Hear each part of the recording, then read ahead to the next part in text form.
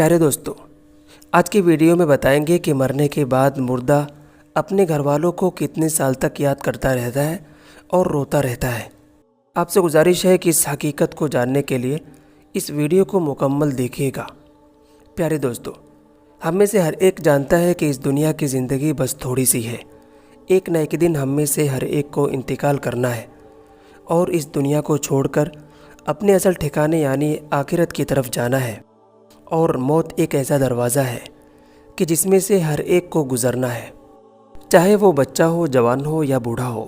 ہر ایک کو موت کے دروازے میں سے گزرنا ہے۔ جیسا کہ اللہ تعالیٰ نے قرآن پاک میں ارشاد فرمایا، کل نفس ذائقۃ الموت، کہ ہر جاندار کو موت کا مزہ چکھنا ہے۔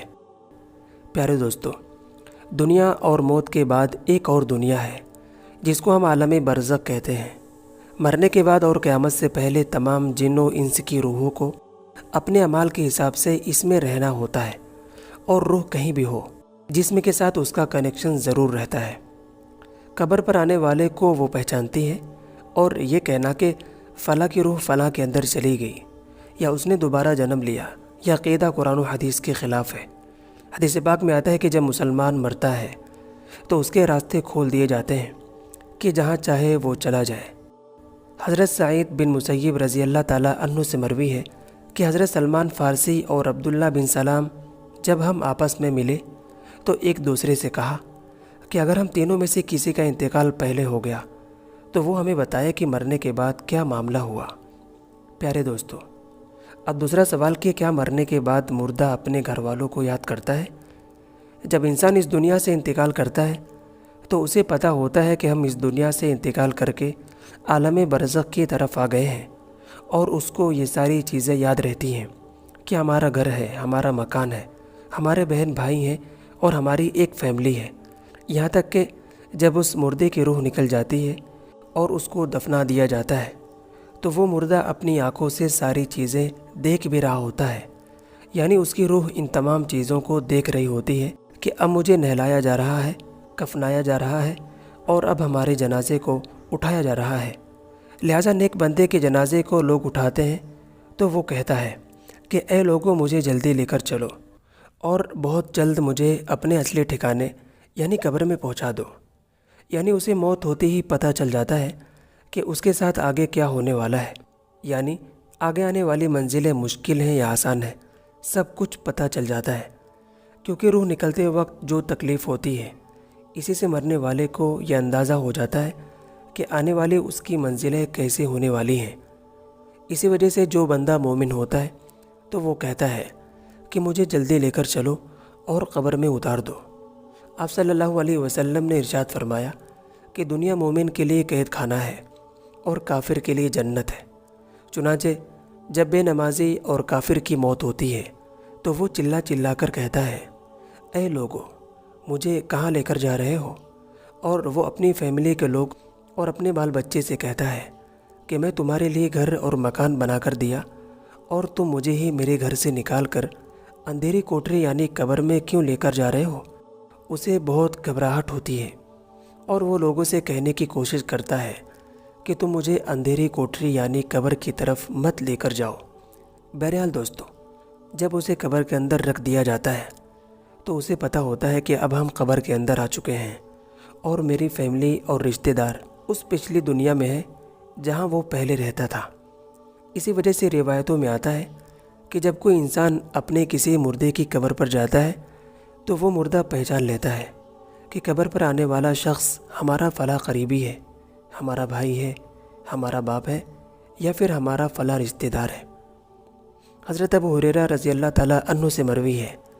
کہ آپ صلی اللہ علیہ وسلم نے ارشاد فرمایا کہ تم میں سے جو شخص اپنے بھائی کی قبر پر یا پھر اس شخص کی قبر پر جاتا ہے جس کو وہ دنیا کے اندر جانتا تھا، اور وہ اس کو سلام کرتا ہے، تو وہ مردہ اس کے سلام کو سنتا بھی ہے اور اس کے سلام کا جواب بھی دیتا ہے، اور وہ قبر پر آنے والے کو پہچانتا بھی ہے۔ اور اگر اس کا کوئی پیارا رشتہ دار آتا ہے تو وہ بہت زیادہ خوش ہوتا ہے۔ لیکن اگر مردہ گنہگار ہوتا ہے، بے نمازی ہوتا ہے، اپنے گناہوں کی سزا بھگت رہا ہوتا ہے، تو اس کی قبر پر آنے والے کو پہچان کر بھی اس کی طرف کوئی دھیان نہیں دیتا، کیونکہ قبر کے اندر اس کی زندگی بہت کٹھن ہو جاتی ہے اور وہ قبر کے عذاب سے پریشان رہتا ہے، جس کی بنا پر قبر پر آنے والے کی طرف اس کا دھیان نہیں جاتا۔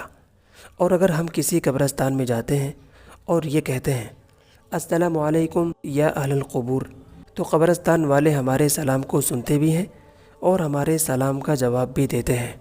بخاری شریف میں ہے کہ جب کوئی شخص اپنے مرحوم کے لیے ایصال ثواب کرتا ہے اور ایصال ثواب کا تحفہ بنا کر جب اس مردے کو پیش کیا جاتا ہے تو وہ بڑا خوش ہوتا ہے، اور ایسی خوشی ملتی ہے کہ اس سے پہلے اسے ایسی خوشی کبھی نہیں ملتی۔ بہرحال دوستو، جب بندہ گنہگار ہوتا ہے تو اسے یہ دنیا بہت یاد آتی ہے اور یہ کہتا ہے کہ ہم عیش کی زندگی میں تھے، کیونکہ یہ دنیا کی زندگی اس کے لیے جنت تھی۔ قبر کے اندر اس کو عذاب ہو رہا ہوتا ہے، اس لیے اسے دنیا یاد آتی ہے، کیونکہ اسے دنیا کے اندر سکھ تھا، دنیا کے اندر اس طرح کی تکلیفیں نہیں پہنچی تھی، اس وجہ سے اس کو گھر والے یاد آتے ہیں۔ یہ وجہ ہے کہ اسلام میں مردوں کے لیے ایصال ثواب کرنے کو کہا گیا ہے، کیونکہ ایصال ثواب کرنے سے جو گنہگار ہوتے ہیں ان کی بخشش ہوتی ہے، اور جو نیک ہوتے ہیں ان کے درجات بلند ہوتے ہیں۔ لہٰذا ہمیں ہر حال میں اپنے مرنے والے کو یاد کرتے رہنا چاہیے اور ایصال ثواب کرتے رہنا چاہیے۔ اس لیے ہم جب بھی توبہ کریں تو صرف اپنے لیے نہ کریں، بلکہ تمام رشتہ دار اور پوری امت مسلمہ کے لیے توبہ کرنی چاہیے۔ بہرحال دوستو، جو بندہ نیک ہوتا ہے تو اسے دنیا یاد نہیں آتی، کیونکہ دنیا کی زندگی اس کے لیے قید خانہ تھی۔ اس کے لیے قبر کی زندگی یعنی عالم برزخ کی زندگی جنت ہوتی ہے،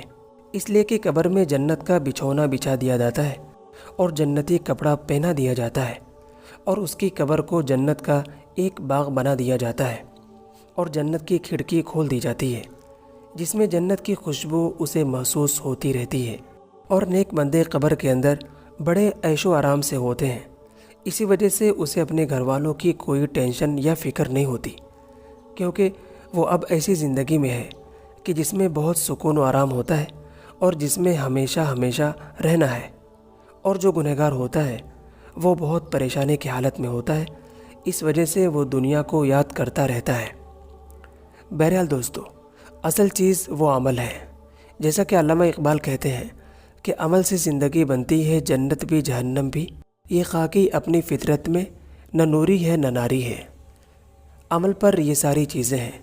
اگر انسان کے اعمال اچھے ہیں تو موت سے اچھا کوئی میسج نہیں، اور اگر انسان کے اعمال برے ہیں تو موت سے برا اس کے لیے کوئی میسج نہیں۔ اسی وجہ سے اللہ تعالیٰ قرآن پاک میں کہتا ہے، ترجمہ: تم اپنے رب سے گڑ گڑا کر اور آہستہ دونوں طریقے سے دعا کیا کرو، بے شک وہ حد سے بڑھنے والے کو پسند نہیں کرتا۔ اور نماز جنازہ کے حوالے سے آپ صلی اللہ علیہ وسلم کا ارشاد ہے کہ جو کسی میت کی نماز جنازہ 40 مرد پڑھتے ہیں تو اللہ تعالیٰ اس میت کے لیے ان کے دعاؤں کو ضرور قبول کرتا ہے۔ اور دوسری روایت میں ہے کہ آپ صلی اللہ علیہ وسلم نے ارشاد فرمایا کہ جس میت کی نماز جنازہ 100 لوگ پڑھیں اور پھر اس میت کے لیے دعائے مغفرت کریں تو اللہ تعالیٰ ان کی دعاؤں کو ضرور قبول فرماتے ہیں۔ نماز جنازہ کا مقصد میت کے لیے دعا کرنا ہے، لہذا قبر کے پاس کھڑے ہو کر میت کے لیے دعائے مغفرت کرنی چاہیے۔ چنانچہ عبداللہ ابن عمر رضی اللہ تعالیٰ عنہما فرماتے ہیں کہ آپ صلی اللہ علیہ وسلم جب بھی میت کو قبر میں رکھتے تو فرماتے، بسم اللہ وعلی سنت رسول اللہ صلی اللہ علیہ وسلم، یعنی اللہ تعالیٰ کے نام سے اور محمد صلی اللہ علیہ وسلم کے طریقے پر۔ ایک اور روایت ہے کہ آپ صلی اللہ علیہ وسلم جب بھی میت کو دفنا کر فارغ ہوتے تو قبر پر کھڑے ہو کر فرماتے کہ اپنے بھائی کے لیے دعائے مغفرت کرو، اس لیے کہ ابھی اس سے سوال و جواب کیا جائے گا۔ دعا کرتے ہیں کہ اللہ تعالی ہم سب کو نیک اعمال کی توفیق عطا فرمائے اور تمام مرحومین مؤمنین اور مؤمنات، مسلمین اور مسلمات کی مغفرت فرمائے، اور ہم سب کو ان تمام کے لیے زیادہ سے زیادہ ایصال ثواب اور دعائے مغفرت کرنے کی توفیق عطا فرمائے۔ پیارے دوستو، امید ہے کہ آپ کو ہماری یہ ویڈیو ضرور پسند آئی ہوگی۔ اگر پسند آئی ہے تو اس کو شیئر کریں، اور اس طرح کی ویڈیو کے لیے ہمارے چینل الکوثر وائس کو سبسکرائب بھی ضرور کریں۔ دعا کرتے ہیں کہ اللہ تعالی ہم سب کو قلب سلیم اور عقل سلیم عطا فرمائے اور قرآن و حدیث پہ چلنے کی توفیق عطا فرمائے۔ آمین۔